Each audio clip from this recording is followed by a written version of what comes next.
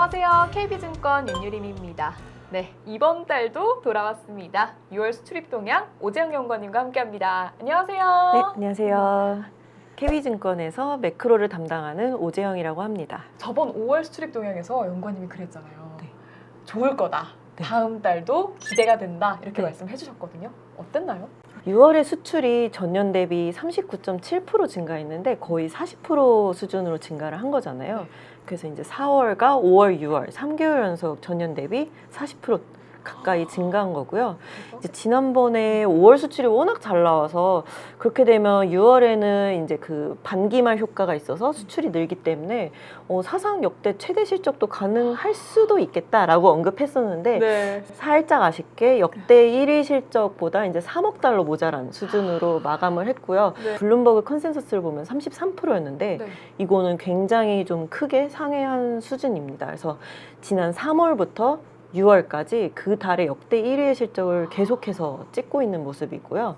500억 달러가 약간 이제 좀 딱 보는 기준선인데 500억 달러도 4개월 연속 상회하는 모습입니다. 지금 생산 차질 이슈들이 영향이 하나도 없었어요? 어떻게 이런 40% 증가가 나올 수 있는 거예요? 네. 그래서 생산 차질 영향이 없을 수는 없잖아요. 네. 그래서 영향이 있었고 이게 이제 수출 물량으로 잡히는 게 보면 이제 전년 대비 소폭 감소를 했거든요. 그래서 요거는 좀 아쉽다 싶긴 한데 그럼에도 불구하고 생각해 보면 그 수출 물량이 조금 줄었는데도 수출 단가가 올라가고 이제 국제유가가 올라가면 이제 수출 물가가 많이 상승하거든요.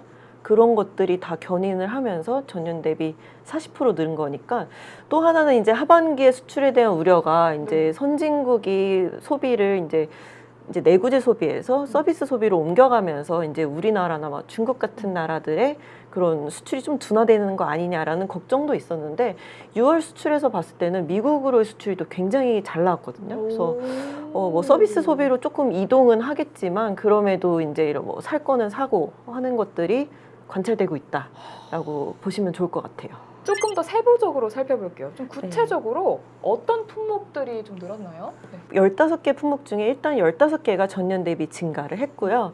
이제 하나 뭐 무선 통신기기 요거 하나 빼고는 이제 14개가 전년 대비 두 자릿수대 이상의 증가를 보였습니다. 수출의 가장 큰 부분인 반도체, 기계, 석유화학이 1위에서 3위인데요. 이 세 개의 품목들이 모두 역대 6월에 1위 수출액을 달성을 했고요. 이제 뭐 신산업이라고 하는 이제 바이오 헬스나 2차 전지 이런 것들도 역대 1위의 수준을 이제 증가를 했습니다. 저희가 이제 뭐 추적하는 뭐 철강 그런 이제 중간재 품목들도 워낙에 견조한 실적이 계속되면서 고르게 수출을 견인했구나.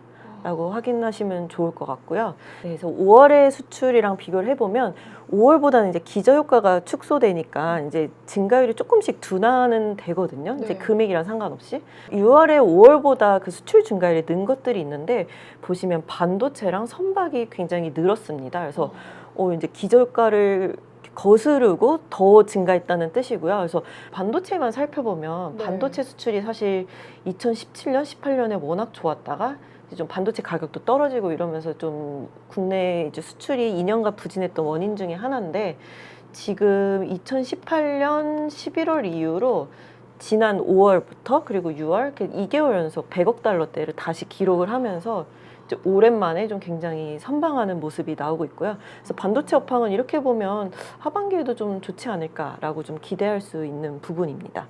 그 두 번째는 이제 경기 민감 품목들을 좀 볼 필요가 있는데 얘네들이 중요한 게 작년에 코로나 때문에 늘었던 IT 품목들, 뭐 반도체 품목, 뭐 그런 것들을 제외하고 나서도 하반기에 올라올 수 있는 것들이 이제 글로벌 경기가 회복이 되면 그러니까 우리가 생각하는 뭐 미국이나 유럽 말고도 뭐 인도나 뭐 일본 이런 중남미 이런 데서 경기가 회복하면 이제 이 중간재들이 올라올 수밖에 없기 때문에 하반기 수출을 견인할 거라고 저희가 보고 있거든요.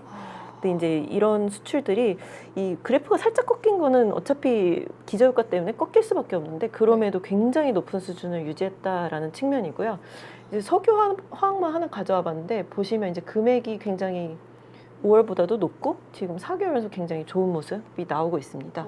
그러면 아까 말씀해주셨듯이 뭐 미국으로서의 물론 수출 같은 것도 굉장히 잘 나왔다라고 했었는데 좀 지역별로 좀 어떻게 좀 수출이 증가했는지 요것도 한번 짚어주세요. 네. 9대 지역으로의 수출도 보면 모두 전년 대비 증가를 했고요. 네. 이제 계속해서 좋았던 뭐 중국 뿐만 아니라 이번에는 이제 미국이랑 아세안, EU 이런 국가들의 역대 6월의 최고 실적을 달성을 했고요.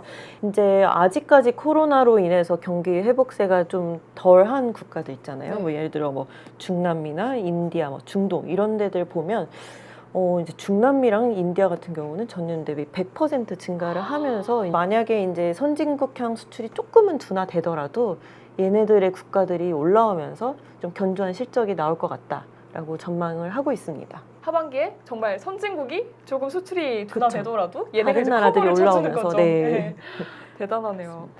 그러면 계속해서 이렇게 수출이 좋았잖아요. 네. 그럼 마지막으로 이제 뭐 3분기랑 연말까지의 이런 수출 조금 전망에 대해서도 한번 짚어주세요.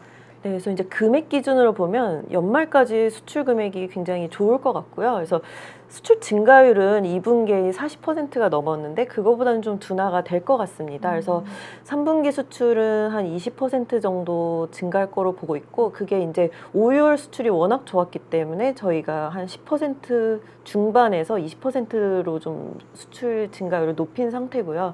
그렇게 되면 연간 수출을 19에서 한 20% 증가할 거로 전망을 하는데 이게 금액으로 보면 이제 연간 수출이 6,140억 달러 정도거든요. 네. 그래서 그렇게 되면 2018년에 저희가 한번 6천억 달러를 찍었었는데 그거를 넘을까를 좀 생각을 해봤을 때 넘는 정도가 아니라 꽤나 상회하는 굉장히 역대 최고 실적도 가능하다라고 정리를 해볼 수 있겠습니다.